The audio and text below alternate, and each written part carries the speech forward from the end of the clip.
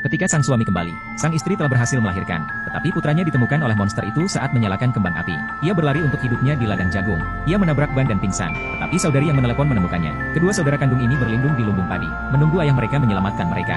Dan saat itu, saudara itu tiba-tiba jatuh dari kakinya. Ia begitu ketakutan sehingga ia berjuang mati-matian. Sang saudari melambaikan tangannya untuk memberitahunya agar tidak bergerak, karena semakin ia bergerak, semakin cepat ia akan jatuh.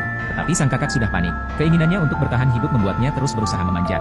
Dan saat itu, sebuah pintu tiba-tiba jatuh, menyebabkan penurunan menjadi lebih cepat. Saudari itu langsung melompat ke bawah meskipun ada bahaya. Ia berjuang untuk mendorong pintu besi ke tanah. Ia menyuruh saudaranya untuk memanjat dengan cepat.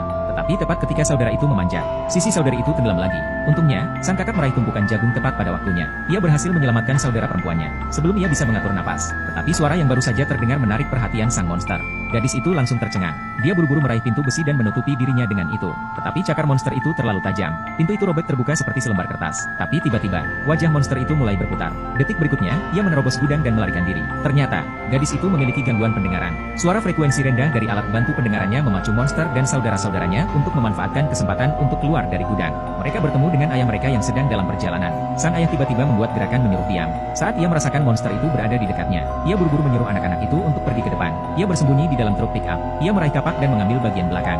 Tetapi monster itu tiba-tiba muncul di atas kepalanya. Sang ayah bereaksi tepat pada waktunya. Tetapi ia masih ditepis oleh monster itu. Melihat ayahnya terluka, saudaranya tidak bisa menahan diri untuk tidak berteriak. Tetapi perhatian monster itu tertuju kepadanya. Ia menerjang mereka.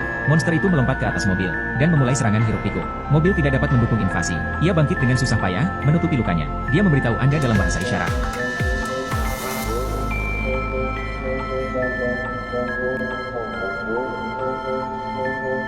Kemudian, sang ayah kemudian berteriak kepada monster itu.